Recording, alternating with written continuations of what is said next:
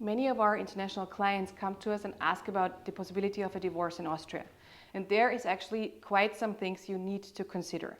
So in Austria, there's different possibilities on how you will be able to get a divorce. So the first one is a consensual divorce.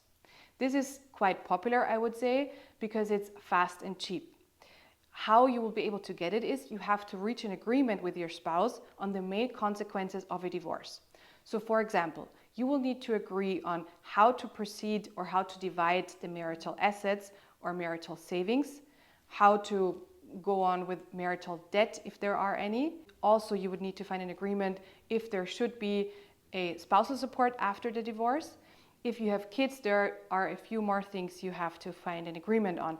For example, custody, child custody, also visitation rights and child support. Sometimes it's not possible to find an agreement or come to an amicable solution about a divorce with your spouse. In those cases, there are different other options that you might pursue in order to still get divorced.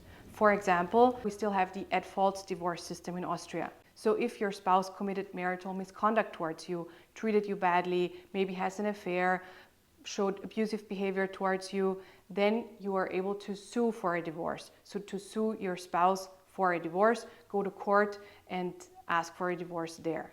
So it will matter how you behaved or how your spouse treated you during the marriage, a fact that is quite often unknown.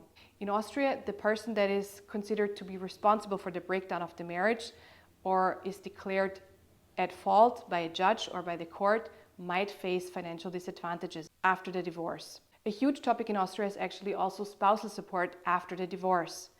Yes, and I really mean spousal support and not child support or child maintenance. Child support and spousal support are very often confused with one another.